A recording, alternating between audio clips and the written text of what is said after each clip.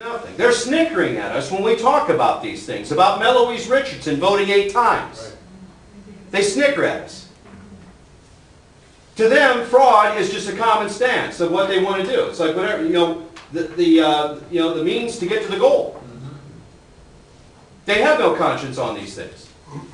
So Chicago-style electioneering has come to Ohio, and they're working it through the universities. They're working it through the inner city. Now, how do we fix that? And people are starting to lose confidence in our election laws in Ohio, and we can't have that happen. And that's what I told the Secretary of State. And I said, John, we can't have that. And he said, no, we can't. So he took seriously this with his report and with a collaborative exchange of the states. But if you look closely, Indiana, Pennsylvania, and West Virginia are not in the exchange. So theoretically, somebody could vote in Ohio, go over to Indiana, or vote in Indiana and come across the border and vote in Ohio. We wouldn't know about it. Secretary of State has no way of checking whether they did that or not. Voting in one state and voting in another. But see, now in Florida and Georgia and South Carolina and Tennessee and Kentucky and Virginia we can tell, and we can start in that exchange. But you know, that's going to break down too. Let's say there's a Democrat Secretary of State in Virginia that doesn't really want to work in cooperation with Ohio. Presents a problem, doesn't it? We're starting to see in our country people are picking and choosing the laws that they want to follow. The state legislature, Matt, isn't this right? You guys passed this legislation. Mr. Fitzgerald. This guy was a former prosecutor, wasn't he? Yes, he was. But he is disregarding the state law that says that only the Secretary of State can now send out en masse an application for absentee ballot to either all Ohioans or none. A single county is not going to get an advantage over a rural county, meaning a poorer county is not going to have have an unfair advantage, or the rich county have an unfair advantage over the rural county. That's a great point to be made. So Cuyahoga County, they say, well, we got the money, we can do this. We can send every voter in Cuyahoga County an application for absentee ballot. Well, that's a heavily Democratic county. And it puts people in Delaware County or some other county at a disadvantage because they don't have the funds to be able to do that for their voters. See, that's why we have to have this debate. And at the State House, on that committee, what is an appropriate amount of early voting? If the charge was that voter suppression, disenfranchising the vote, people couldn't get to the polls in 2004, that's what this all stemmed out of. It was the grievance that Bush won Ohio in 2004, and then the Republican-controlled legislature, in their benevolence, wanted to show their goodwill to the Democrats and the liberals that were calling all kinds of charges here in Ohio, and Ken Blackwell, the then Secretary of State. They expanded it out to 35 days, and then they created a glitch. What's the glitch? It's called Golden Week. Who coined that? Some Democrat strategist of the Obama campaign said, we got a golden opportunity here. Don't you see what they've done? They extended it. You can only register to vote up to 30 days before the election. They expanded it out 35 days. So we'd actually have people come into a rally, register and vote in the same day, in the same place. And they did. Then they started having nationally known artists like Bruce Springsteen, big liberal, come in. Then people started coming in from Pennsylvania and Indiana and Michigan to these things, registering in Ohio and voting. The Board of Elections testified on this bill that they said we couldn't figure this out. We didn't know who these people were. Everyone else, when we registered, they wait 30 days, right, to see if you live at that residence, that you are who you say you are. Then they send you a card. What does that card say?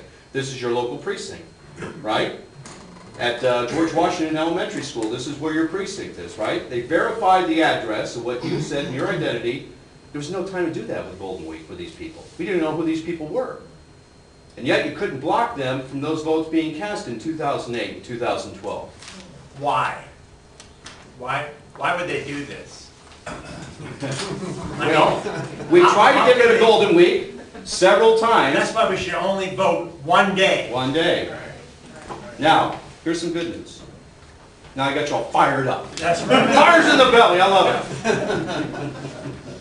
Senate Bill 238 got rid of Golden Week. Here, here. It's gone. They gave it to Frank LaRose. The Senate did. They gave the bill, right? And to his credit, he ran it through, he made presentation, and Senate Bill 238 was passed, and we got rid of Golden Week. Senate Bill 216 is a provisional ballot bill. We had amendments with that bill. And it came out of sessions like this where volunteers said, if the problem is that you have people that are taking these provisional ballots at polling locations, instead of bringing them back to the desk to be put in the yellow envelope and sent back to the board for verifying, they're walking over to the optical scan machine and feeding it in when no one's looking. Now, that goes to Mike Griffith. He gave testimony at the live press conference. Again, at a polling location in Cauga County. Mike was the judge, so as people were coming in, polling judge, he's asking for ID, and this lady comes in with a Florida driver's license. He said, well, do you have any other form of identification? She said, no, I'm a new resident of Ohio. He said, well, do you have a utility bill, anything that shows that you're an Ohio resident? She said, I know. He said, well, I can't let you vote here today. She was mad, she left, and she came back in, skipped Mike, went to the Democratic judge. She had called the board, skipped him, right? Went over there and was awarded a provisional ballot. Well, a little time went by, he's watching this and he's gotten busy with some other things, because it gets busy at the polls, right? There's no time to idle time there, right? Well, anyways, there's a stir goes on between this lady that gave him the provisional ballot and her son who's working the other desk on provisional ballots. And they're arguing back and forth.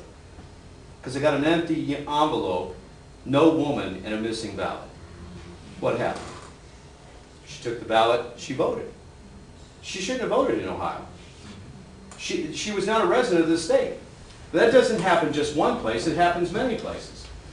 Now, let's go back to when I was working the polls. Now, this is a day it's not a heavy day, it's an off-year election, and I'm working the optical scan.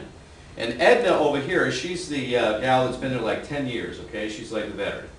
There's kind of a problem with that a little bit, because she acted like boss lady. I said, wait a second. You know, of course. I was in the community, okay? So we weren't going to have too many arguments here. But I'm the Republican representative, right, for the polling location. But I could just see someone else she was trying to intimidate. She couldn't intimidate me, but she attempted to. When I wanted to write some things in the back of the book, and that was another thing, Summit County didn't provide individual sheets like some counties do.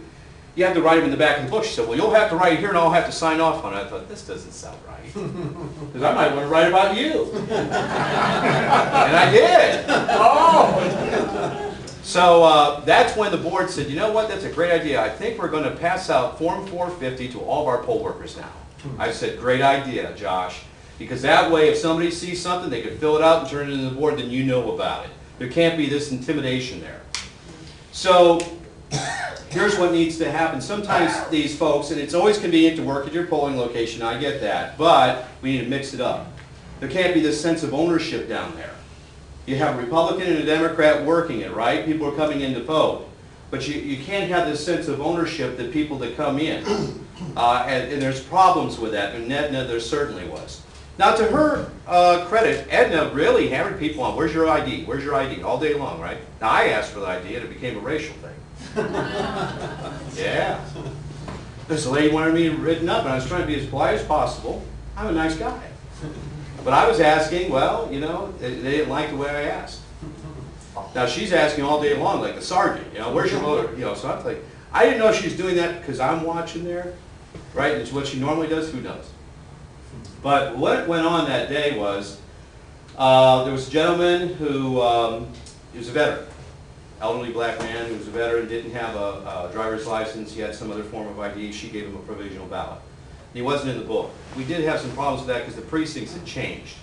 People were a little frustrated with that because they changed the precincts around. So we were doing our best to try to find them their right precincts. By the end of the day, or midday, we finally got it right. And, but anyways, this gentleman, I was trying to, so she gave the provisional ballot, he went over and he cast his vote. But I didn't know it was a provisional ballot. Why? Because she put it in a secrecy sleeve instead of the yellow envelope. Now she's a veteran. She should know better.